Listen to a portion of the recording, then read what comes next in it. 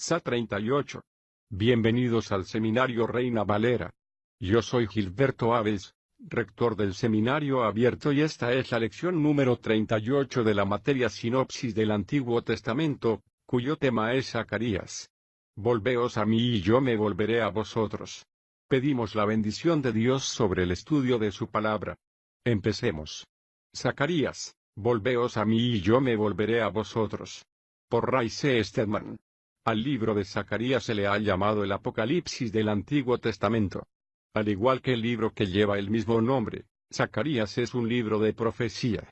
Su tema es exponer el programa de Dios, que es también el tema del libro de Apocalipsis. La diferencia consiste en que en Zacarías Israel ocupa el primer plano y las naciones gentiles el lugar secundario, mientras que en el libro de Apocalipsis las gentiles naciones ocupan el primer plano y el eslabón que las une es la nación de Israel. El primer versículo de Zacarías revela de una manera muy interesante este punto central sobre la nación de Israel. En el mes octavo del segundo año de Darío, vino la palabra de Jehová al profeta Zacarías, hijo de Berequías, hijo de Ido. Normalmente leemos estos primeros versículos sin pensar en ellos como si tuviesen alguna importancia, pero recordemos que los nombres hebreos significan algo. Posiblemente los ejemplos más destacados del significado de los nombres hebreos sea Matusalén, el hombre más anciano que jamás haya vivido. Su nombre significa cuando él muera vendrá, y cuando él falleció, vino la inundación, tal y como profetizaba su nombre. Aquí tenemos tres nombres que son altamente significativos. Zacarías quiere decir Dios recuerda, y Berequías, el nombre de su padre, significa Dios bendice, y el nombre de su abuelo Ido quiere decir el tiempo fijado. Ese es el tema del libro de Zacarías, que es un libro que sirve de estímulo al pueblo de Israel. Zacarías era contemporáneo de Ageo, uno de los profetas que llevó a cabo su ministerio entre el remanente que había regresado después de haber estado cautivo en Babilonia. Aunque estaban de regreso en Jerusalén, reconstruyendo el templo y la ciudad, seguían siendo vasallos de Babilonia, sometidos aún a las naciones gentiles que les rodeaban, sin demasiada esperanza para el futuro. Era una época desalentadora, deprimente, y un espíritu de amargo pesimismo se había apoderado de aquellas gentes, y Zacarías viene a ellos en medio de su depresión, con este anuncio que se encuentra incluso oculto en su nombre y en los de sus antepasados: Jehová bendice, Jehová recuerda, y el tiempo fijado. Qué gran estímulo debieron producir estos nombres. Al principio del primer capítulo hay una breve reseña acerca del libro. Esto sucede con frecuencia en la Biblia, y si busca usted estas breves introducciones, con frecuencia podrá encontrar un breve resumen del mensaje del libro en sus primeras secciones. Aquí se divide de una manera dramática mediante el nombre de Dios, Jehová de los ejércitos, que es uno de los nombres habituales de Dios. Jehová de los ejércitos, es decir, el Dios de las masas, el Dios de todos los ejércitos, ya sean ejércitos de ángeles, de humanos o también ejércitos demoníacos, sin que haya diferencia alguna. También a las estrellas se las llama ejércitos o huestes. Este es el Dios que es soberano sobre todas las masas, sean las que sean, y este nombre se repite 3 veces, versículos 2 y 3. Jehová se enojó en gran manera contra vuestros padres. Pero diles que así ha dicho Jehová de los ejércitos: volveos a mí y yo me volveré a vosotros, ha dicho Jehová de los ejércitos. Ese nombre se repite 3 veces. Lo que se dice antes de cada una de estas repeticiones marca las diferentes partes de este libro, que se divide en 3 breves secciones. La primera de ellas se incluye en: Jehová se enojó en gran manera contra vuestros padres. Eso marca la primera división, que comprende solo los primeros 6 versículos, que describen el enfado de Dios con su pueblo. Luego tenemos: volveos a mí. Y eso marca la segunda división, que abarca del capítulo 1, versículo 7, hasta el capítulo 6, versículo 15, hablando acerca de cómo Dios libera a su pueblo. Luego, en el capítulo 7 hasta el 14, encontramos la tercera división, que es la exposición de estas palabras: y yo me volveré a vosotros. Así es como hace Dios las cosas siempre. Si se da usted cuenta de que se está apartando de su presencia y, como resultado de ello, su fe se está debilitando, se siente usted desanimado, derrotado y expuesto a toda clase de tentaciones y se siente presa de toda clase de malos pensamientos, ¿qué debe hacer usted? Volveos a mí, dice el Señor, y yo me volveré a vosotros. Si desea usted que Dios regrese a su vida, con toda la gloria de su presencia, entonces vuelva a Él. Esa es siempre la fórmula. Como ya he indicado, los primeros 6 versículos no son más que un breve resumen de la pelea de Dios con su pueblo, con el hecho de que le han hecho sentirse disgustado, como hemos visto en todo el Antiguo Testamento, algo en lo que no necesitamos extendernos. Dios se siente siempre disgustado cuando su pueblo le da la espalda, tanto si se trata de Israel, el pueblo de Dios, como si se trata de su pueblo de la Iglesia. Y comenzando con el versículo 7, el profeta recibe una visión totalmente asombrosa. Una visión que se divide en una serie de 8, que fueron dadas a Zacarías la misma noche, y también se dividen en varias partes principales. Estas 3 divisiones son como 3 actos en una gran obra teatral, que le fueron reveladas al profeta. Puede usted pensar en ellas como el programa de la primera noche de Dios porque todas las vio el profeta en una sola noche. Al leerlas, podemos imaginarnos que hemos sido invitados a asistir a esta obra teatral dramática que Dios le está mostrando al profeta. Dios es el autor, Zacarías es el productor y nosotros somos el público. La visión abarca el tiempo de los días de Zacarías hasta el presente, hasta la venida del Señor. El primer acto está compuesto por 2 visiones. Una es una visión de un vigilante que está cuidando de la gente del valle.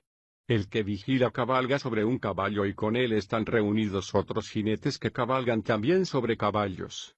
Y el ángel del Señor interpreta la visión para el profeta.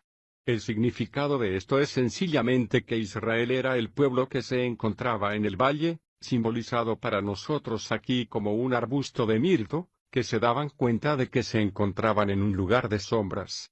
Era un tiempo de desesperación y de días difíciles, pero ellos no se daban cuenta de lo que el profeta les estaba revelando, del invisible que estaba contemplando todo el procedimiento y veía lo que estaba pasando y tenía consigo los grandes recursos para hacer frente a sus necesidades en aquella hora de desesperación. La segunda visión en el primer acto nos habla acerca de 4 mirtos u obreros, de hecho, carpinteros. Era una visión de 4 cuernos y 4 herreros.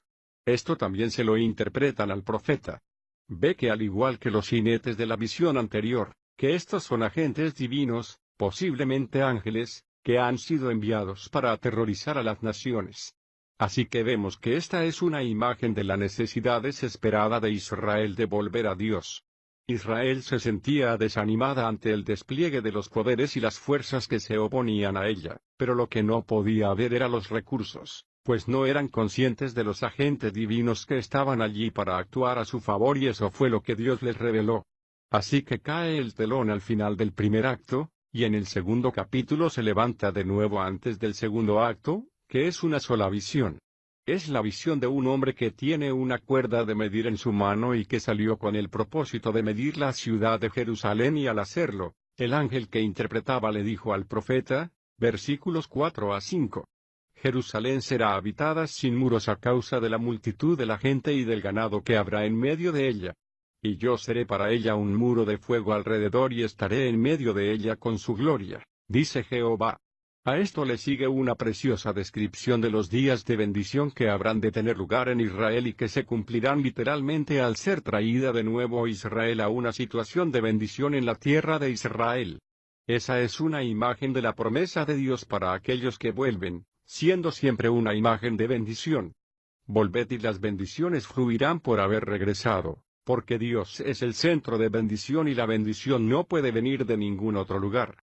Si su vida está vacía, si necesita usted a Dios, si es un cristiano y su vida sigue vacía, necesita usted volver a Dios porque es de sus recursos de donde vienen las bendiciones.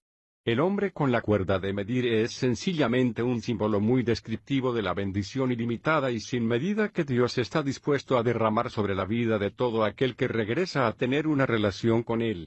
El tercer acto comienza con 5 visiones más. Aquí tenemos el camino para poder regresar a Dios, representado para nosotros en 5 visiones. En la primera escena, aparece Josué el sumo sacerdote, ante la presencia de Dios. Oponiéndose a Josué está Satanás, el adversario, y entonces el pueblo podía ver al adversario. Sabían que Satanás estaba en contra de ellos, pero lo que no podían ver era al defensor, a aquel que estaba junto a ellos para actuar a su favor, atendiendo a sus necesidades. Luego vemos, en esta visión maravillosa y conmovedora, cómo Josué es limpiado, quitándole sus vestiduras sucias y ataviándole con vestiduras nuevas y limpias, y se hace la afirmación de que Dios haría esto sencillamente porque deseaba hacerlo. He escogido a Jerusalén, dice, de la misma manera que lo dice acerca de nosotros. ¿Por qué nos bendice? Porque así lo ha deseado.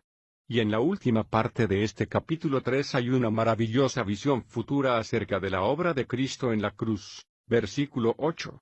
Escucha, pues, oh Josué, sumo sacerdote, tú y tus amigos que se sientan delante de ti, puesto que son hombres de carácter simbólico, he aquí yo traigo a mi siervo, el retoño.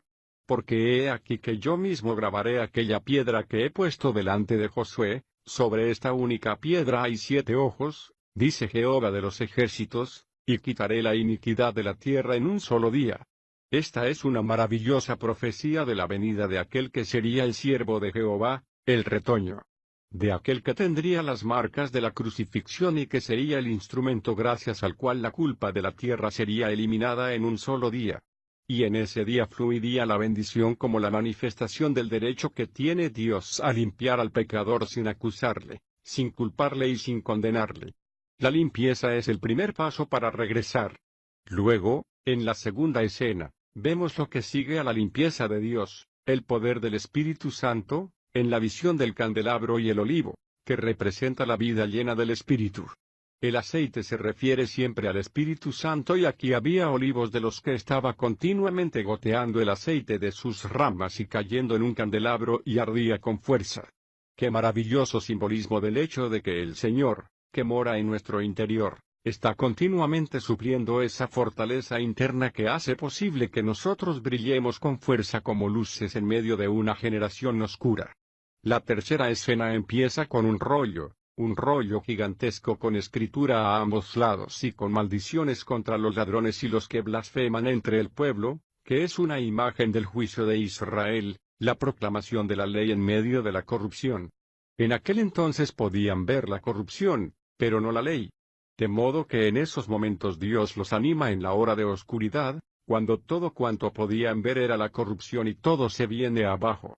Lo que no eran capaces de ver era la agencia de Dios obrando para traer una maldición sobre la anarquía para acabar con ella. En la cuarta escena, Zacarías ve a una mujer con un efa. Un efa es como una gran cesta, y mientras contemplaban el profeta y el ángel, le fueron dadas alas a la cesta y voló hacia la tierra de Babilonia. ¿Qué significa esto tan extraño? Si tuviera usted una visión así, se preguntaría qué había cenado la noche anterior. Pero el profeta sabe que le ha sido dado una visión que es importante. Al meditar acerca de ella, la entiende porque contiene términos que se usan en otros lugares de las Escrituras. Siempre que la mujer aparece en las Escrituras de manera simbólica, hay una referencia a algo que está mal en el ámbito de la religión. Eso no es algo que yo haya inventado, sino las Escrituras. Aquí tenemos, pues, la imagen del juicio de una fe falsa, de una iglesia falsa, de una manera muy parecida a como aparece en Apocalipsis, donde una mujer que representa a la falsa iglesia recibe el nombre de Babilonia la Grande. Zacarías ve la misma cosa, la manera de juzgar Dios la religión falsa e hipócrita. Y en la escena final, el profeta ve 4 carros que cabalgaban sobre la tierra, de manera muy parecida a la visión de Apocalipsis de los 4 jinetes que cabalgan y traen el juicio sobre el mundo. Baja, pues, el telón sobre este gran drama de la redención del futuro. Es la gran representación simbólica de Dios sobre el camino de regreso a Él, primero la limpieza, luego el ser lleno del Espíritu Santo, el dejar de lado el mal en sus diversas formas y finalmente el juicio de toda la tierra al hacer Dios que el mal cometido por los hombres sea traído ante su trono de juicio. El capítulo 7 marca una nueva división en el libro, y en este capítulo encontramos a Dios hablando de una manera diferente. En lugar de usar visiones, habla al profeta de una manera directa. Lo más importante de esta sección es el anuncio del profeta en el capítulo 8, Versículo 3, Así ha dicho Jehová, yo he vuelto a Sión y habitaré en medio de Jerusalén. Jerusalén se llamará ciudad de verdad y el monte de Jehová de los ejércitos, el monte de santidad. Aquí tenemos una imagen de Dios habitando en medio de su pueblo, algo que un día se cumplirá en la tierra. En la tierra de Israel, está teniendo lugar lo que ha sido profetizado y tendrá lugar un acontecimiento sorprendente tras otro. El regreso a Jerusalén del control judío ha preparado el camino para la reconstrucción del templo en su antiguo emplazamiento. Hace ya muchísimo que las Escrituras vienen anunciando que esta será la primera señal de que Dios estaba a punto de moverse y restaurar de nuevo a Israel para que ocupe su lugar entre las naciones. Así que podemos leer en esta sección con un gran interés porque es una imagen de algo histórico que está teniendo lugar, pero lo podemos leer incluso con más interés por lo que simboliza espiritualmente en nuestras vidas. Dios está en medio de nosotros. ¿Cuál será el resultado? Dios habitando en nosotros, renovando nuestro hombre interior y una fuente de bendiciones que se derramará en nuestras vidas, haciendo que demos fruto, que seamos efectivos y una bendición para todos aquellos con los que entramos en contacto. Esa es la imagen de estas últimas escenas. Los capítulos 7 y 8 se unen en una súplica que le hace Dios al pueblo para que sean sinceros y se abran ante Él. Es una vez más un ensayo de los fracasos a su vista y luego un recordatorio de que mientras Él no falla en su misericordia y en su gracia, Él no cambia en sus principios, supliendo siempre lo que es necesario, pero no baja nunca el nivel de sus principios. El pueblo reacciona como lo hacen las personas con frecuencia, de estas tres maneras. Primero, capítulo 7, versículo 11. Pero no quisieron escuchar. Más bien se encogieron de hombros rebeldemente y taparon sus oídos para no oír. Ese es el primer paso, hicieron como si no oyesen y luego, versículo 12. Y endurecieron su corazón como un diamante para no oír la ley ni las palabras que Jehová de los ejércitos enviaba por su espíritu, por medio de los antiguos profetas. Desobedecieron deliberadamente y finalmente, comenzaron a portarse como hipócritas. El capítulo empieza con una pregunta hecha por el pueblo, ¿continuaremos con las fiestas que comenzamos en Babilonia? Y la palabra de Dios a ellos fue, ¿por qué estáis haciendo esto? ¿Estáis celebrando estas fiestas porque deseáis adoraros sencillamente como una representación religiosa? Estas son algunas de las maneras que adoptamos para eludir la voluntad de Dios actualmente. Recuerdo que hace años mi esposa le dijo a una de mis hijas que se pusiese un vestido verde. Era interesante observarla. Al principio hizo como si no hubiera oído. Luego, cuando su madre le repitió su petición varias veces, se rebeló abiertamente contra ella diciendo, no, no quiero ponerme ese vestido. Y luego, cuando parecía como si se lo tuviese que poner, fue a su madre y le dijo, mamá, quiero ponerme el vestido verde pero está demasiado sucio, que no era verdad ni mucho menos. En otras palabras, siguió exactamente el mismo programa que se presenta aquí. Hizo como si no oyese, desobedeció deliberadamente y luego se hizo la hipócrita, haciendo como si estuviese perfectamente bien desobedecer de ese modo. ¿Con cuánta exactitud capta esto las tendencias inherentemente engañosas de nuestros corazones? Pero ahora Dios deja claro que el resultado será la ceguera ante la verdad, y que finalmente, perderán su habilidad para ver y oír.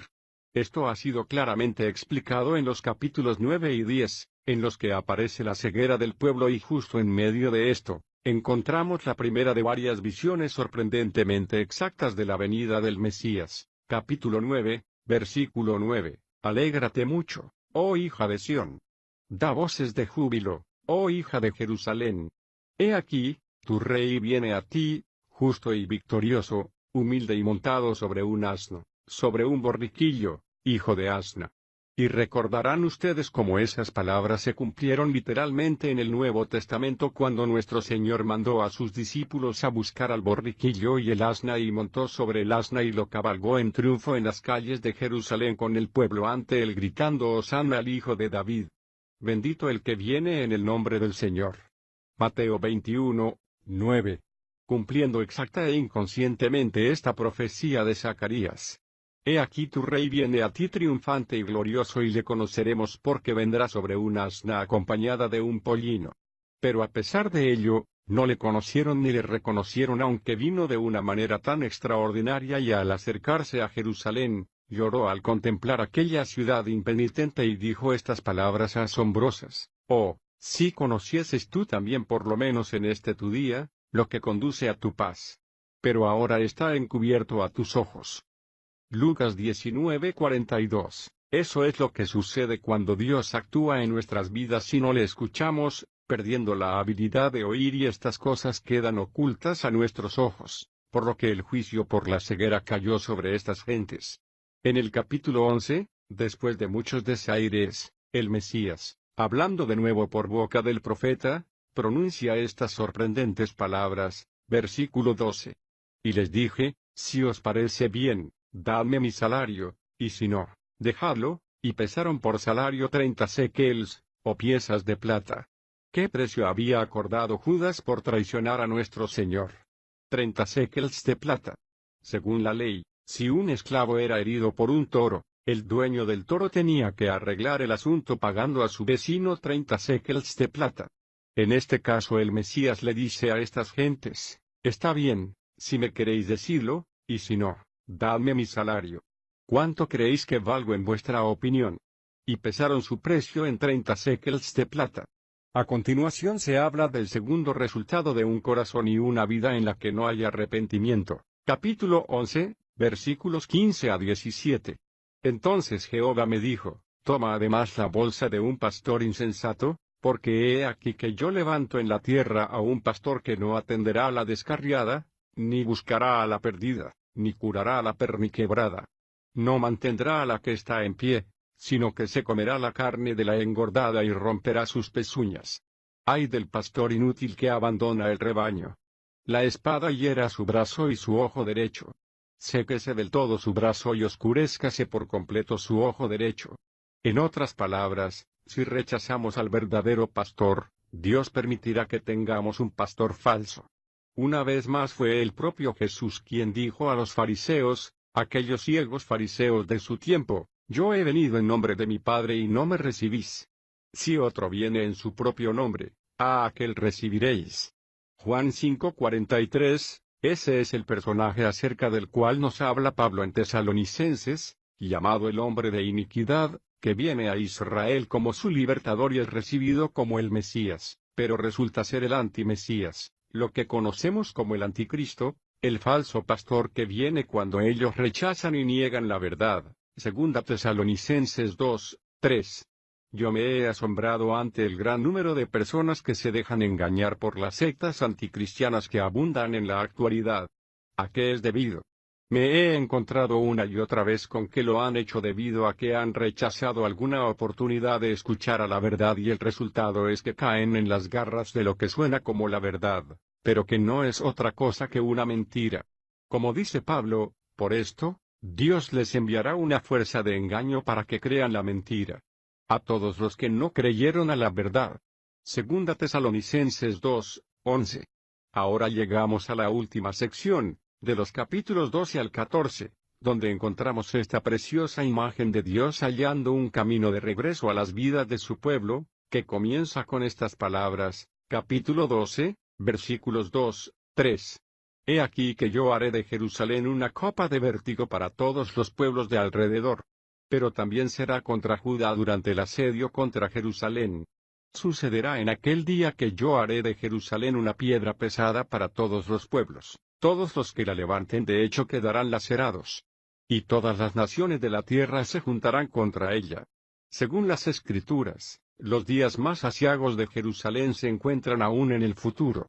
Se convertirá en una carga para las naciones, una gravosa piedra de tropiezo, dicen las Escrituras proféticas. Los pueblos de las naciones no permitirán que se haga caso omiso de él. Ha aseverado que llegará a la conciencia humana y sucederá de este modo. Versículos 9-10. En aquel día sucederá que buscaré destruir a todos los pueblos que vengan contra Jerusalén. Y derramaré sobre la casa de David y sobre los habitantes de Jerusalén un espíritu de gracia y de súplica. Mirarán al que traspasaron y harán duelo por él con duelo como por hijo único, afligiéndose por él como quien se aflige por un primogénito. ¿No es eso asombroso? Israel rechazando en su ceguera al Mesías y negándose a reconocer al que Dios les envió, no dándose nunca cuenta de que aquel al que traspasaron vuelve de nuevo y cuando lo haga, les dirá estas palabras. Capítulo 13, versículo 6. Le preguntarán, ¿qué heridas son estas en tus manos? En otras versiones dice en tu espalda, y él responderá, con ellas fui herido en la casa de mis amigos. Esto enlaza perfectamente con la descriptiva y gráfica secuencia del capítulo 14, versículos 1 a 4. He aquí que viene el día de Jehová, y tus despojos serán repartidos en medio de ti. Porque yo reuniré a todas las naciones en batalla contra Jerusalén. La ciudad será tomada, las casas saqueadas y las mujeres violadas. La mitad de la ciudad irá en cautividad, pero el resto del pueblo no será eliminado de la ciudad. Entonces saldrá Jehová y combatirá contra aquellos pueblos, como combatió en el día de la batalla. En aquel día sus pies se asentarán sobre el monte de los olivos. Recordarán ustedes que ese fue el lugar en el que Jesús estuvo en esta tierra cuando fue con sus discípulos al monte de los olivos y mientras ellos le contemplaban fue llevado de delante de sus ojos a los cielos y un ángel que estaba allí les dijo, este Jesús, quien fue tomado de vosotros arriba al cielo, vendrá de la misma manera como le habéis visto ir al cielo. Hechos 1, 11. En aquel día sus pies se asentarán sobre el monte de los olivos, que está frente a Jerusalén, al lado oriental. El monte de los olivos se partirá por la mitad, de este a oeste, formando un valle muy grande, pues la mitad del monte se apartará hacia el norte y la otra mitad hacia el sur. Y el valle de los montes llegará hasta Asal. Y huiréis como huisteis a causa del terremoto que hubo en los días de Usías, rey de Judá. Así vendrá Jehová mi Dios, y todos sus santos con él. Hace mucho que los geólogos saben que una de las mayores fallas de la superficie de la Tierra pasa justo por el monte de los olivos. La montaña se partirá por la mitad, y luego que, cuando Israel haya visto a su Mesías y haya hecho duelo por aquel al que traspasaron y hayan reconocido con un gran duelo que le dieron la espalda al que fue enviado por Dios, entonces leemos, capítulo 14, versículos 8 y 9. Acontecerá también en aquel día que de Jerusalén saldrán aguas vivas. La mitad de ellas irán hacia el mar oriental y la otra mitad hacia el mar occidental, tanto en verano como en invierno. Entonces Jehová será rey sobre toda la tierra. En aquel día Jehová será único, y único será su nombre. Esta es una imagen de la gloria que llenará la tierra en los días en el que Dios reine por medio de su Hijo como rey. El libro acaba con estas preciosas palabras, versículos 20 y 21. En aquel día estará grabado sobre las campanillas de los caballos, consagrado a Jehová. Las ollas de la casa de Jehová serán como los tazones del altar. Toda olla en Jerusalén y en Judá estará consagrada a Jehová de los ejércitos. Todos los que sacrifiquen vendrán, las tomarán, que es un libro que sirve de estímulo al pueblo de Israel. Zacarías era contemporáneo de Ageo, uno de los profetas que llevó a cabo su ministerio entre el remanente que había regresado después de haber estado cautivo en Babilonia. Aunque estaban de regreso en Jerusalén, reconstruyendo el templo y la ciudad, seguían siendo vasallos de Babilonia, sometidos aún a las naciones gentiles que les rodeaban, sin demasiada esperanza para el futuro. Era una época desalentadora, deprimente y un espíritu de amargo pesimismo se había apoderado de aquellas gentes y Zacarías viene a ellos en medio de su depresión, con este anuncio que su tema es exponer el programa de Dios, que es también el tema del libro de Apocalipsis. La diferencia consiste en que en Zacarías Israel ocupa el primer plano y las naciones gentiles el lugar secundario, mientras que en el libro de Apocalipsis las gentiles naciones ocupan el primer plano y el eslabón que las une es la nación de Israel. El primer versículo de Zacarías revela de una manera muy interesante este punto central sobre la nación de Israel. En el mes octavo del segundo año de Darío, vino la palabra de Jehová al profeta Zacarías, hijo de Berequías, hijo de Ido. Normalmente leemos estos primeros versículos sin pensar en ellos como si tuviesen alguna importancia, pero recordemos que los nombres hebreos significan algo. Posiblemente los ejemplos más destacados del significado de los nombres hebreos sea Matusalén, el hombre más anciano que jamás haya vivido. Su nombre significa cuando él muera vendrá y cuando él falleció, vino la inundación, tal y como profetizaba su nombre. Aquí tenemos tres nombres que son altamente significativos. Zacarías quiere decir Dios recuerda y Berequías, el nombre de su padre, significa Dios bendice y el nombre de su abuelo Ido quiere decir el tiempo fijado. Ese es el tema del libro de Zacarías. Sa 38. Bienvenidos al Seminario Reina Valera. Yo soy Gilberto Aves, rector del Seminario Abierto y esta es la lección número 38 de la materia Sinopsis del Antiguo Testamento, cuyo tema es Zacarías. Volveos a mí y yo me volveré a vosotros. Pedimos la bendición de Dios sobre el estudio de su palabra. Empecemos. Zacarías, volveos a mí y yo me volveré a vosotros. Por Ray C. Stedman. Al libro de Zacarías se le ha llamado el Apocalipsis del Antiguo Testamento. Al igual que el libro que lleva el mismo nombre, Zacarías es un libro de profecía. Se encuentra incluso oculto en su nombre y en los de sus antepasados. Jehová bendice, Jehová recuerda y el tiempo fijado. Qué gran estímulo debieron producir estos nombres. Al principio del primer capítulo hay una breve reseña acerca del libro. Esto sucede con frecuencia en la Biblia y si busca usted estas breves introducciones, con frecuencia podrá encontrar un breve resumen del mensaje del libro en sus primeras secciones. Aquí se divide de una manera dramática mediante el nombre de Dios, Jehová de los ejércitos, que es uno de los nombres habituales de Dios. Jehová de los ejércitos, es decir, el Dios de las masas,